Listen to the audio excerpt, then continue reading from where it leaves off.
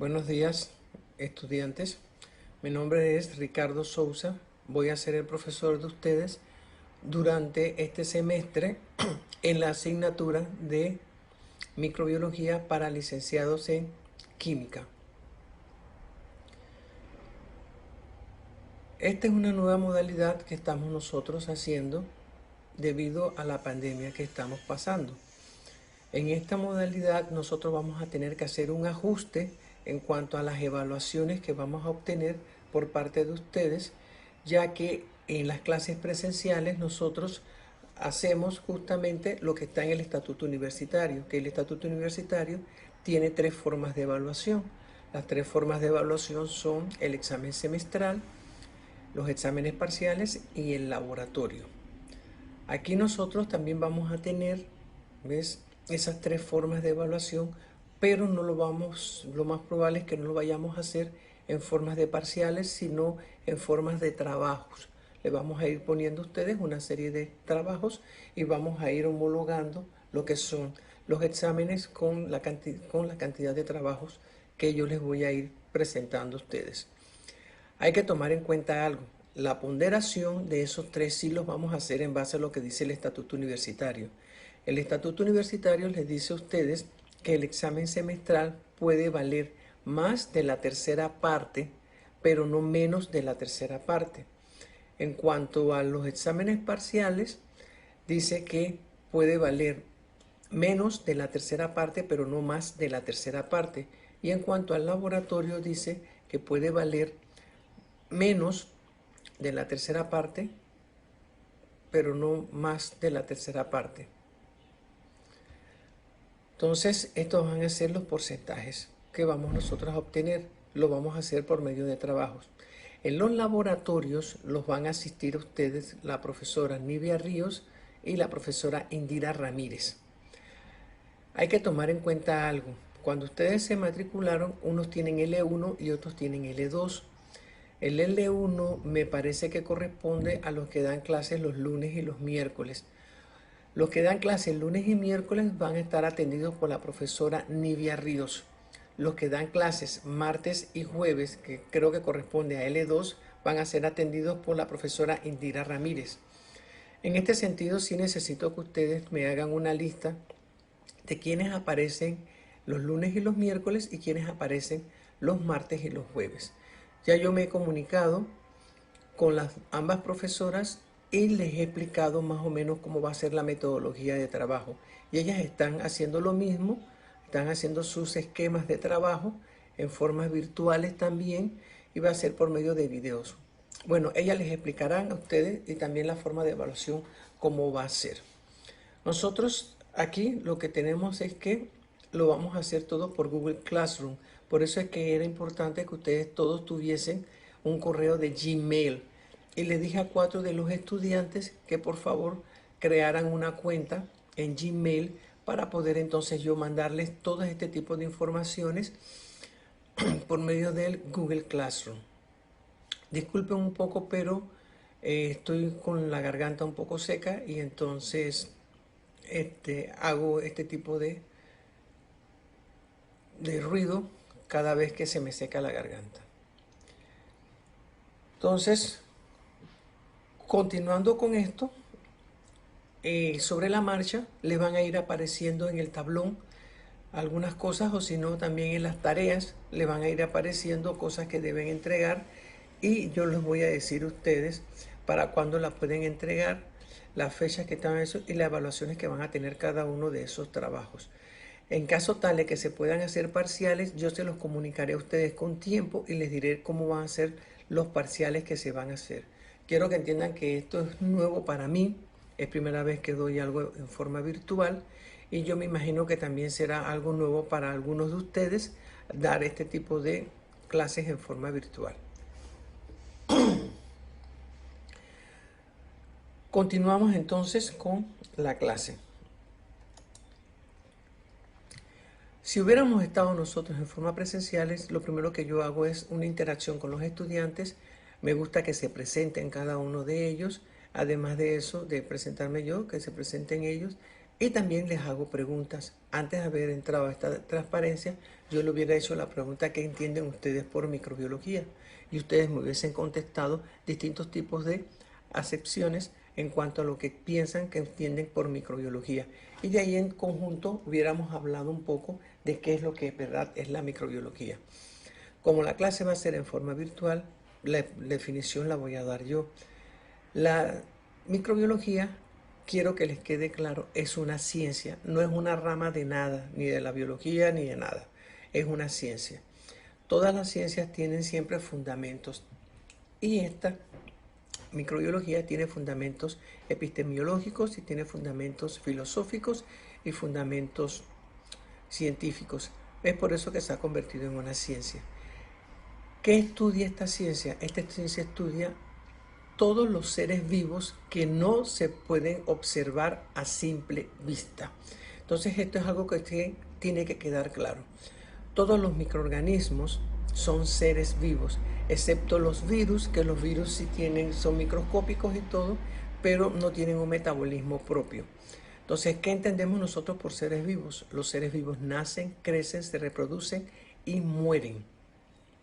Esto es algo que ustedes tienen que tener claro, y sobre la marcha vamos a ir nosotros hablando de las funciones de los microorganismos y por qué son considerados seres vivos. Como ustedes saben, no se pueden observar a simple vista, sin embargo están en el ambiente. Nosotros no podemos estar viviendo sin la presencia de los microorganismos. Ellos están en todos lados donde estamos nosotros, están ellos. En las superficies inertes también se encuentran los microorganismos. En los alimentos hay microorganismos, en el ambiente, en el aire hay microorganismos, en los lagos, en los mares hay microorganismos, en el suelo hay microorganismos por todos lados, ellos están omnipresentes. Entonces, para poder nosotros darnos cuenta de qué tipos de microorganismos son los que están presentes en el entorno que nosotros queremos observar, necesitamos nosotros de utilizar el microscopio. Sin el microscopio no podemos nosotros saber qué tipo de microorganismos son los que existen. El microscopio es el equipo fundamental para todas las personas que estudian microbiología. Cuando ustedes den los laboratorios, le van a dar un repaso del microscopio, porque ya todos ustedes son egresados de bachiller en ciencias y han de una u otra forma tenido que hablar sobre el microscopio. Así que se les va a hacer un repaso del microscopio y se les explicarán las partes ópticas y las partes mecánicas de ellos. En el microscopio, para poder observar algo, nosotros tenemos que utilizar un portaobjeto y un cubreobjeto.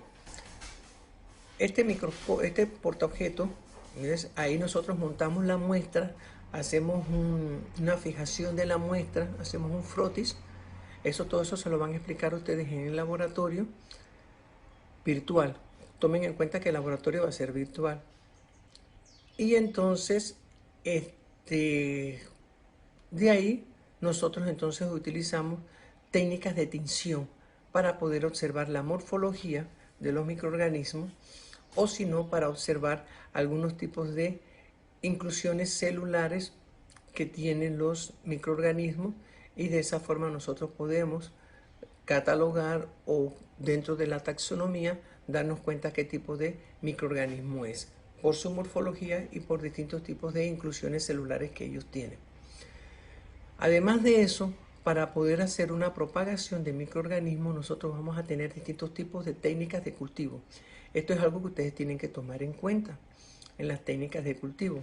Las técnicas de cultivo ustedes van a hacer un laboratorio virtual también de preparaciones de medios de cultivo, y ahí les van a explicar los tipos de medios de cultivo que hay, los distintos tipos de agares nutritivos y los distintos tipos de agares diferenciales y selectivos, y qué consiste cada uno de ellos. Todo eso lo van a ir viendo ustedes sobre la marcha a medida que vayan dando los laboratorios virtuales. Estos son, por ende, dos cosas importantísimas que tenemos nosotros que tener para el estudio de la microbiología. Un microscopio, cómo montar una muestra para poder observarla al microscopio, y cómo propagar esa cepa o ese microorganismo dentro de lo que es un laboratorio. Continuamos nosotros con las diapositivas, y en las diapositivas vemos que existen 4 fases importantes dentro de lo que es la historia de la microbiología. Estas 4 fases importantes van a ser el periodo especulativo, los primeros microscopistas, va a ser el cultivo de microorganismos hasta finales del siglo XIX y por último todo lo que es desde comienzos del siglo XX hasta nuestros días, en los cuales hemos tenido grandes avances para el estudio de la microbiología. Y entre esos grandes avances, cómo se emanciparon distintos tipos de ciencias, las cuales también lograron tener sus fundamentos epistemológicos y filosóficos de manera tal que ahora se estudian por separados dentro de lo que es una licenciatura en microbiología. Comenzamos nosotros entonces a hablar un poco de lo que es la fase especulativa. En la fase especulativa nosotros vamos a comenzar a hablar un poco desde los inicios de los escritos que tenemos nosotros, que los cuales podemos hacer nosotros evidencia de que de una u otra forma ya se tenían conocimientos de algunos tipos de productos fermentados, los cuales ya había entonces presencia de microorganismos. Entre esos podemos tener nosotros hablar de lo que conocemos como el vino y el pan. En la Biblia nos hablan en las bodas de Canaán de que Jesús convirtió el agua en vino, o sea que ya desde ahí se estaba hablando de vino. Entonces el vino es un producto fermentado por medio de un microorganismo. Se agarra el mosto de la uva entonces tiene cultivos, cepas salvajes en ese entonces porque no habían cultivos puros. Esas cepas salvajes entonces lo que hacían era que fermentaban el vino y producían un metabolito que es el alcohol, y el alcohol entonces es lo que le daba ese fermentus al vino. También tenemos el pan. Con el pan nosotros sabemos que se hace a base de harinas de trigo. En ese entonces ellos hacían lo del pan con harinas de trigo y eso. Y se observaba que de repente aumentaba un poco de tamaño y eso era por la fermentación que estaba produciéndose por otras cepas salvajes. También todos ellas eran cepas salvajes. ¿A qué nos referimos con cepas salvajes? Que eran cepas que en su momento estaban con otros microorganismos que los estaban acompañando y que eran distintos tipos de cepas. Pudieran ser del mismo género, de distintas especies, como pudieran ser de distintos tipos de géneros y especies también. Pero de una u otra forma lo que hacían era una fermentación. Entonces desde ahí ya nosotros tenemos lo que es el conocimiento de algunos productos fermentados. Lo que sí es que esas personas en su momento no sabían que esos productos estaban siendo fermentados por microorganismos. Eso viene más adelante. Por eso es que es una fase especulativa. Continuando con la fase especulativa, llegamos también a conocimientos escritos que tenemos en la Edad Media, en los cuales hablan de algunos tipos de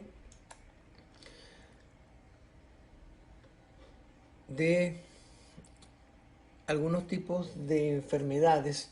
Estas enfermedades, disculpen que haya pasado la transparencia, ¿no?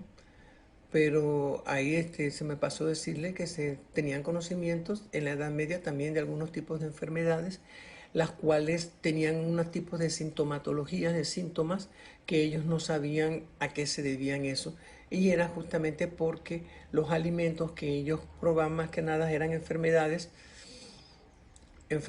asociadas a alimentos, porque ellos no tenían cómo conservar los alimentos. Estos alimentos se deterioraban, ellos igualmente se los comían y entonces tenían algunos síntomas comunes como eran diarrea, vómitos, dolores abdominales.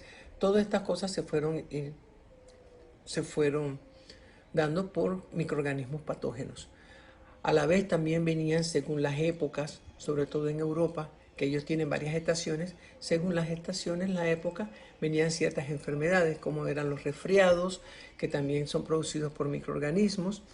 También venían algunos tipos de enfermedades, como el sarampión, la viruela. Todas estas enfermedades datan, hay ya escritos de que datan desde la Edad Media. Sin embargo, ellos no tenían conocimiento de qué es lo que estaba pasando, ni tampoco de cómo se transmitían y cómo controlar este tipo de enfermedades. Hasta que vino los primeros microscopistas. Entre esos vino Anton van Leeuwenhoek. ¿Qué hizo Anton van Leeuwenhoek? Anton van Leeuwenhoek simplemente ya se había creado lo que era la lupa.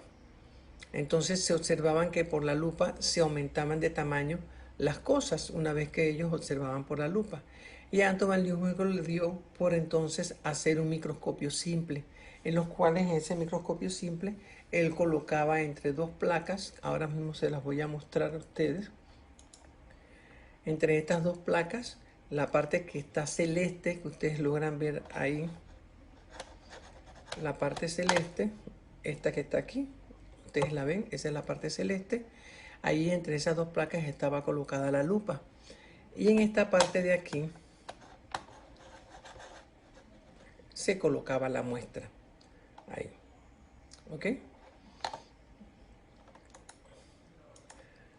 Entonces, ellos observaban ahí y el que más que nada observaban eran muestras de aguas estancadas. Gotas de aguas estancadas. Y ahí en esas aguas estancadas él veía que se movían ciertos tipos de microorganismos, pero él no sabía cómo denominarlos y entonces le puso el nombre de animálculos. Aquí entonces es cuando empiezan más adelante a describirse algunas bacterias por medio de dibujos. Esos escritos se tienen en distintos tipos de museos y se ven la forma de este tipo de bacterias y también de este tipo de animálculos que ellos lo que hacían era dibujarlos. Por último vino Robert Hooke, que hizo un microscopio compuesto, y en el microscopio compuesto él describe a los protozoos, que también nosotros estudiamos los protozoos, que los protozoos son parásitos, pero sin embargo dentro de las clasificaciones de los parásitos vienen también los protozoos, y los protozoos son microscópicos. Entonces nosotros lo estudiamos dentro de la microbiología por la forma microscópica de observarse, que es por medio de microscopio. Y Robert Hooke decide hacer un microscopio compuesto, y en el microscopio compuesto también él empieza a observar a lo que son distintos tipos de hongos, sobre todo los filamentosos. Esto ya se los pasé, que era el primer microscopio simple. Este es otro tipo de microscopio. También este es simple. El microscopio compuesto es el que ustedes conocen, que es el que nosotros usamos ahora, y que funciona con una reflexión total interna, el cual empieza con el ocular, que en este caso sería este ocular el que estoy señalando, y también entonces dentro del tubo que ustedes ven, es donde ocurre la reflexión total interna hasta que llegue entonces a lo que se conoce la muestra, que vamos a tener distintos tipos de objetivos. Todo eso se lo explicarán a ustedes en el laboratorio virtual. ¿Qué sucede? Sucede que dentro de lo que es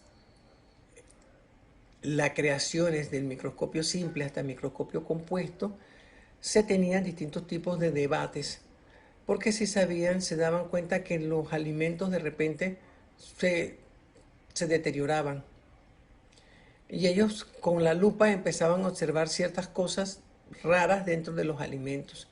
Entonces, desde el tiempo de Aristóteles se vinieron dando cuenta de que había otro tipo de vida, pero no sabían que ese tipo de vida era por seres vivos. Ellos lo que pensaban era que se generaban espontáneamente. De igual forma, cuando Anton van Leeuwenhoek empezó a observar en ese microscopio simple, empezó a observar este tipo de animálculos que él llamó, él decía, pero ¿de dónde salen? ¿Cómo salen estos tipos de animálculos? Y ellos lo que decían era la generación espontánea. Y por muchísimo tiempo se pensó en omne vivo ex ovo, que eso es en latín, es que todo ser vivo viene de otro ser vivo. Sin embargo, eso no se aceptaba. Eso no se aceptaba en ningún momento. Entonces hubo mucha disputa entre varios tipos de científicos en su época. Estaban Spallanzani, estaba Needham. Todos ellos de una u otra manera discutían. Unos decían que sí, que tenían que venir de otro ser vivo, otros decían que no, que ellos se generaban espontáneamente, salían de la nada. Hasta que llegó Pasteur. Y Pasteur entonces sí explicó esta polémica sobre la generación espontánea. Pasteur comenzó, como ustedes ya saben, con un matraz de cuello largo, pero este cuello largo no estaba curvo, estaba simplemente recto, como los matraces que nosotros conocemos. Y él lo que preparó fue un caldo de pollo.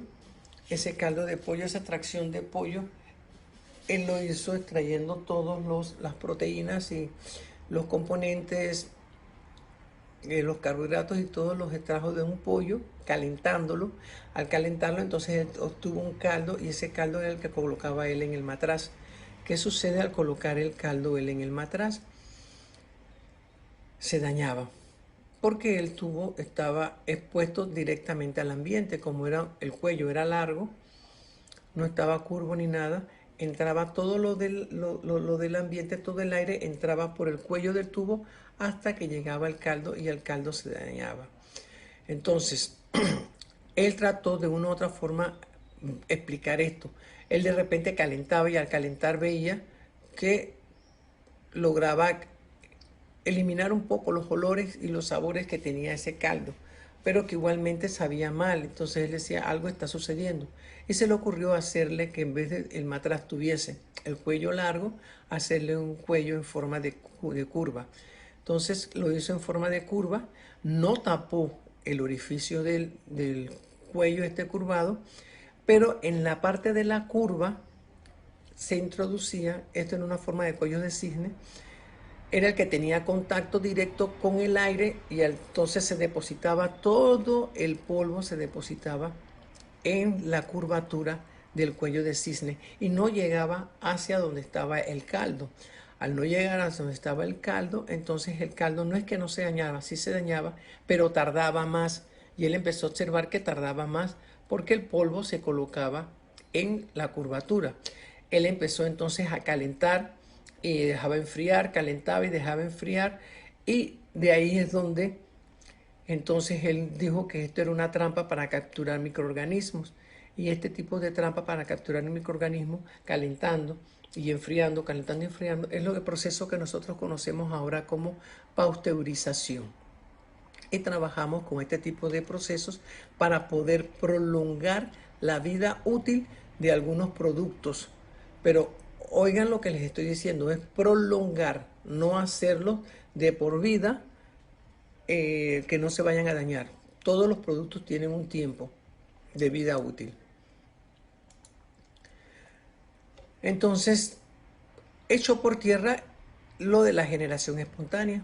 Al echar por tierra lo de la generación espontánea, vinieron distintos tipos de debates sobre los fermentos. Había unos que decían que era químico, otros que decían que era biológico, y empezaron a hablar de este tipo de debates sobre los fermentos. Lo que sí es cierto es que ya que nosotros sabemos cómo ocurre el crecimiento microbiano, sabemos que hay tanto parte biológica como parte química dentro de todo lo que es ese tipo de rutas metabólicas para poder entonces producir los metabolitos que van a ser los productos de las fermentaciones que ocurren. Entonces, aquí vemos que en su momento dado llaman a Pasteur para ayudar a resolver un problema de una destilería. Él introduce lo que es la pasteurización dentro de eso, lo logró entonces hacer y se dio cuenta que había unas bacterias que producían otro tipo de metabolitos. Y entonces con el tiempo se fueron denominando fermentaciones lácticas. Después vinieron también lo de las fermentaciones alcohólicas. Todo esto se fue dando poco a poco, hasta que también se dieron cuenta que hay otro tipo de fermentaciones en las cuales no hay presencia de aire, hay una ausencia de aire, o sea que habían también microorganismos que eran anaeróbicos. Y se logra hacer entonces una reconciliación entre lo que era la parte química y la parte biológica cuando Bochner aísla un preparado libre de células, los cuales lo llamó simasa, que era lo que sea la levadura.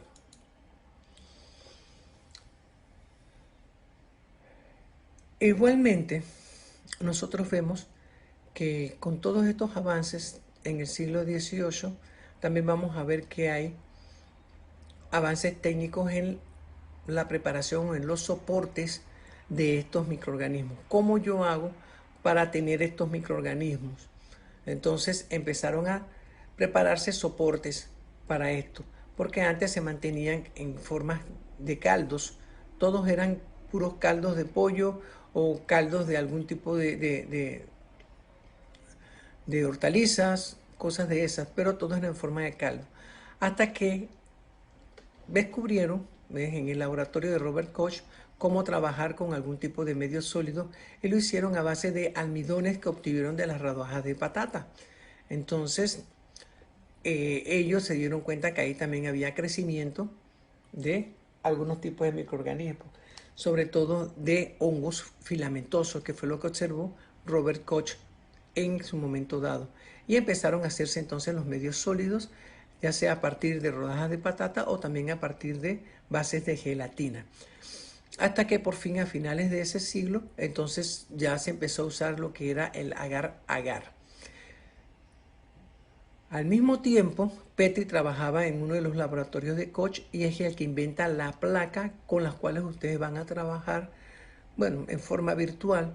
Lamento mucho, muchachos, pero en los laboratorios donde se desarrollan habilidades y destrezas, no podemos nosotros estar juntos ahora mismo debido a la pandemia, pero sí les van a explicar entonces cómo se llevan a cabo este tipo de procesos, cómo se hace la preparación de los medios de cultivo y cómo se hace el vaciado en las placas Petri. ¿Okay? Y también empezaron entonces a salir distintos tipos de medios, ya sean medios de enriquecimiento y medios diferenciales.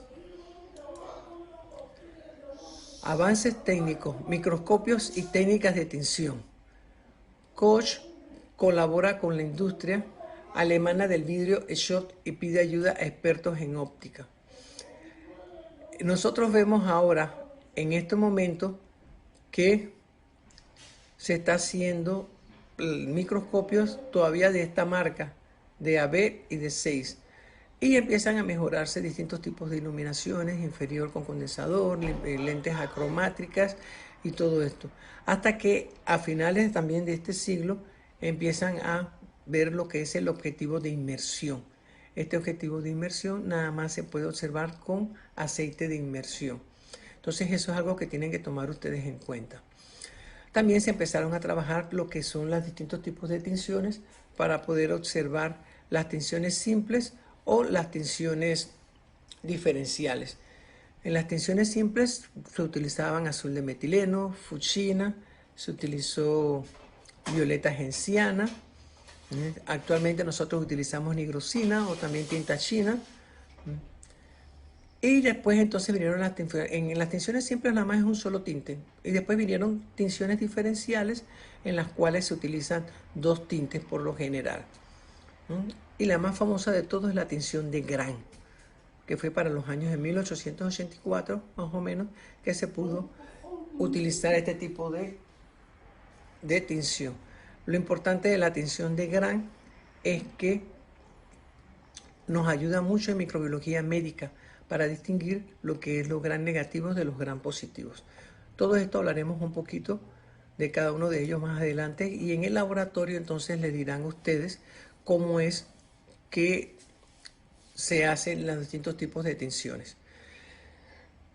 En las investigaciones que tuvo Robert Koch en su laboratorio, él de una u otra manera logró obtener 4 postulados que a la fecha nosotros utilizamos los postulados de Koch en investigación de microbiología.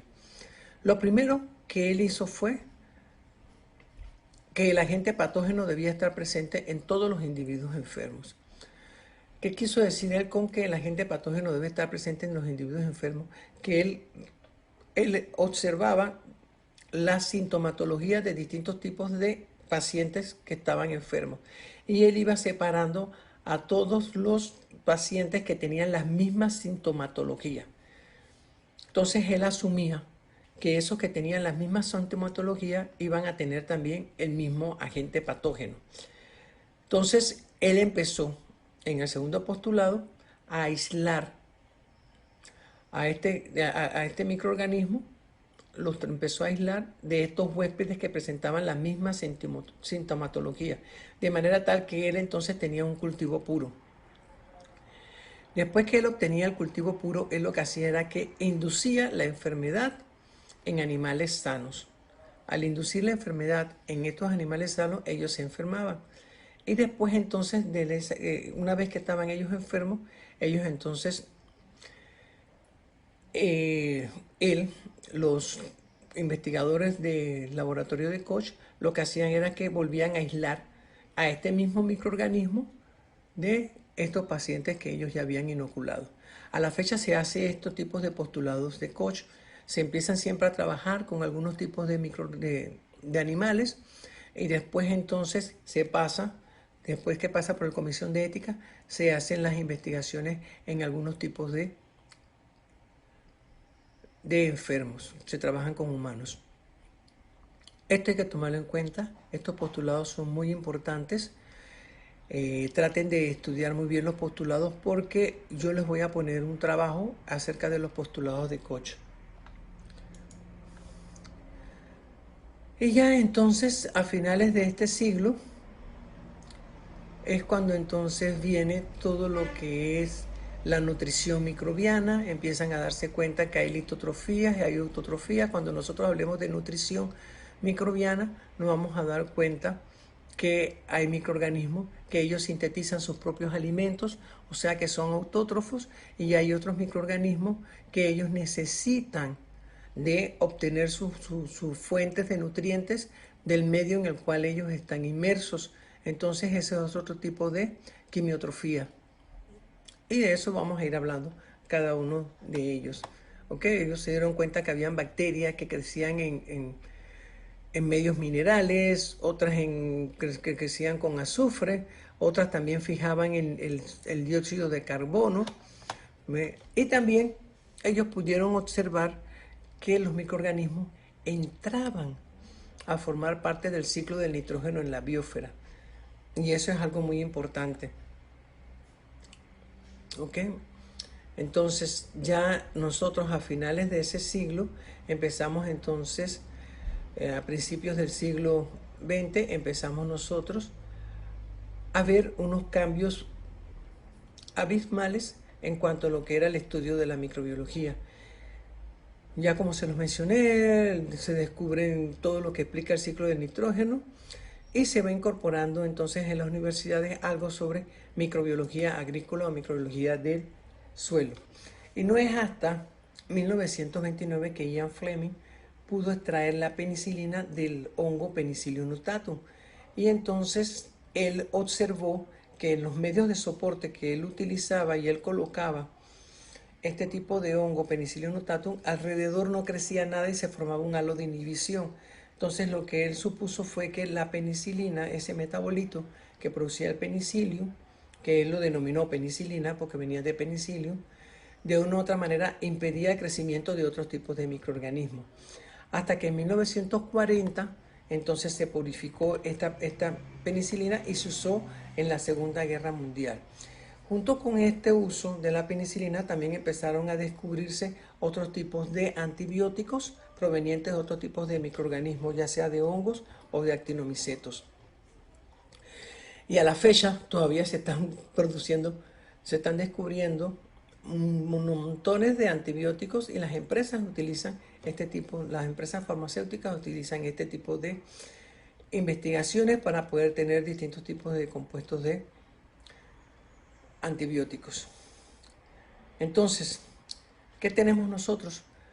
Con el avance de los antibióticos y eso, tenemos que entonces el microscopio se va especializando más, se pueden ir observando cualquier cantidad de microorganismos que hay. Hay todavía a la fecha hay muchísimos microorganismos por descubrirse y se está dando cuenta entonces de que hay formas, morfologías típicas de estos microorganismos, pero que también hay microorganismos que no tienen formas, que son completamente amorfos. Por ejemplo, tenemos los virus no tienen una forma definida. Entonces, más que nada se les llaman que son acelulares. Y empiezan a definirse distintos tipos de ciencias. Empieza a definirse la bacteriología, la protozoología, la micología, la ficología, cada una de ellas. La bacteriología más que nada de los organismos procariotas, la protozoología viene de los protozoos, lo de los hongos se conoce como micología, las algas como ficología. Así se fueron diferenciando cada una de estas ciencias. También nos vimos observar que los microorganismos tenían distintos tipos de tamaños, usando los distintos tipos de y tenían una organización biológica bastante sencilla, los procariotas, porque después venimos con los eucariotas, que en los eucariotas ya la organización biológica es un poquito más compleja. Hay algo que sí tienen ustedes que tomar en cuenta. Todos los microorganismos que son microscópicos son procariotas. Bueno, más que microscópicos, unicelulares. Vamos a ponerlos del lado de los que son eucariotas, procariotas, perdón. Y también tenemos nosotros eucariotas. Los eucariotas van a ser unicelulares o pluricelulares. Y algo que tienen que tomar en cuenta es que todos los procariotas son microscópicos. Los eucariotas, algunos pueden ser microscópicos, otros pueden ser macroscópicos. Un ejemplo de eso somos nosotros los seres humanos. Nosotros los seres humanos somos eucariotas. Somos organismos eucarióticos y nosotros no somos microscópicos. Entonces, se observaron que habían algunos microorganismos que no tenían una forma celular típica y también se fueron dando cuenta de que este tipo de microorganismos lo que hacían era que replicaban su ADN o su ARN en base a algunas células sanas. Por eso es que los virus son parásitos de células sanas. Los virus necesitan una célula para poder llevar a cabo su replicación. Ellos no tienen metabolismo. Entonces empezamos a observar distintos tipos de células y así empezaron entonces a tomar más forma lo que era la ciencia de la microbiología y se empezó a estudiar todo lo que era su estructura, su función, su fisiología, su genética, su taxonomía. Es como nosotros vamos a ir haciendo la taxonomía de cada uno de ellos hasta que en un momento dado se dieron cuenta que los microorganismos siempre reaccionaban, su metabolismo reaccionaba dependiendo del medio en el cual él se encontraba. Entonces fue cuando entró aquí la parte de la ecología, porque los microorganismos interactuaban entre ellos mismos en el ambiente en que se encontraban y también interactuaban con nosotros los seres humanos. Entonces, ese tipo de interrelación que había entre ellos mismos, entre los mismos microorganismos y también entre organismos macroscópicos, fue lo que empezó a llamar la atención en la ecología. Y en estos ya se dieron cuenta de que habían algunos microorganismos, en este estudio de la ecología, algunos microorganismos que producían efectos beneficiosos y habían otros que eran patógenos, que producían enfermedades. Entonces aquí la ecología fue ayudando para darse cuenta de cómo se podía llevar un control en el crecimiento microbiano. De manera tal que si yo quería un microorganismo beneficioso, entonces yo iba a tener un control sobre el crecimiento de ese microorganismo beneficioso que pudiera optimizar el rendimiento, porque yo lo que quería obtener eran beneficios. De ahí nació entonces lo que es la biotecnología microbiana. Y en cuanto a los microorganismos patógenos, cómo yo de una u otra manera podía detener ese crecimiento o minimizar la carga de microbiana, de ese microorganismo patógeno. Entonces, en ambos casos, ya sea aumentando rendimiento o en la otra disminuyendo rendimiento para los patógenos, nosotros entonces se empezó a estudiar la ecología microbiana, en las cuales hay algunos parámetros intrínsecos y otros parámetros extrínsecos que rodean al microorganismo, y esos parámetros, tanto intrínsecos como extrínsecos, son los que van a ayudarme a llevar un control microbiano en el crecimiento del microorganismo. De esas cosas hablaremos más adelante cuando entremos en los agentes físicos y los agentes químicos. Entonces, dentro de la clasificación se empezó a utilizar distintos tipos de clasificaciones de taxonomía. Al principio lo metieron dentro del reino de las plantas, dentro de lo que eran algas y hongos, después se metió también dentro del reino animal, todo lo que era el grupo infusoria, hasta que Haeckel dijo, ¿sabes qué? Se utiliza el árbol filogenético, que es el darwiniano, el de Darwin, y se propuso un tercer reino, que era el reino protista. Y ellos comenzaron entonces con el reino protista, en donde estaban los protozoos, las algas, los hongos y las bacterias. No fue hasta mitad del siglo XX, del siglo pasado, que se estudió mejor la organización celular de las bacterias y entre eso algunas algas cianoficias, que en ese momento se llamaban cianoficias, ahora son cianobacterias, que son las algas verde azuladas, y entonces se dividió el reino procariota y las cianobacterias. Y también entonces vino después el reino eucariota. Y entre el reino eucariota vamos a tener lo que son las eubacterias y en el reino procariota vamos a tener nosotros lo que son las eubacterias y lo que son las arqueobacterias. ¿Okay? Son cosas que se fueron creando. Entonces, esto fue lo que yo les mencioné anteriormente. Hay microorganismos procarióticos y eucarióticos, pero no hay macroorganismos procarióticos. Eso que les quede claro. Cuando hablamos de procariotas, ya inmediatamente nos tenemos que centrar en que son microscópicos. En los eucariotas, nosotros podemos tener organismos microscópicos como organismos macroscópicos.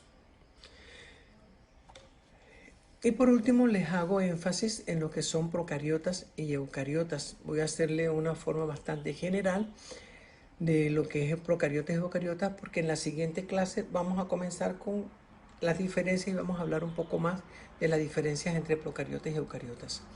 Lo primero que tienen que tomar en cuenta es que se le llaman procariotas porque procariota significa antes del carión y el carión es lo que se conoce como núcleo. Entonces los procariotas no tienen núcleo. Eso que les quede claro. Procariotas no tienen núcleo. Y los procariotas, ellos lo que tienen es un material genético que está disperso dentro de su citoplasma. Está disperso. Entonces, como no tienen núcleo, no tienen membrana nuclear. Los eucariotas sí tienen núcleo. Y como tienen núcleo, entonces tienen membrana nuclear. El ADN de los procariotas es bastante sencillo. Es covalente circular, en cambio el de los eucariotas es una cadena doble lineal y que termina en telómeros. Los procariotas tienen un solo cromosoma, los eucariotas pueden tener un solo cromosoma o varios cromosomas. No tienen histonas, las histonas son unas proteínas, los procariotas no tienen histonas, son unas proteínas que ayudan a hacer la replicación mitótica. Entonces, si no tienen histonas los procariotas no van a tener mitosis, no hay mitosis ahí. En cambio, los eucariotas sí tienen estas proteínas que ayudan en la replicación mitótica. Por lo tanto, si tienen histonas van a tener replicación mitótica. Por último, no existe un citoesqueleto, tampoco en los procariotas. En los eucariotas sí tiene citoesqueleto. No van a tener orgánulos de tipo eucarióticos. Acá sí hay orgánulos intracelulares que van a tener funciones específicas como son las mitocondrias, los cloroplastos, retículo endoplásmico, el aparato de Golgi. Todo eso lo vamos a encontrar en los eucariotas. En los procariotas no. En los procariotas es más sencillo y lo más probable que encontremos nosotros son vacuolas. ¿Ok? Y nada más me quedaría decirles en cuanto a los ribosomas. Van a ser un ribosomas de tipo 70S, acá vamos a tener un ribosomas de tipo 80S. Esa es la unidad de sedimentación cuando se someten a una centrífuga. Entonces, eso es lo que nosotros vamos a ver por el día de hoy. Les agradezco mucho la atención que me hayan brindado y les reitero mis disculpas si por la garganta seca que en algunos momentos he tenido que toser. Hasta luego y nos veremos en la próxima clase.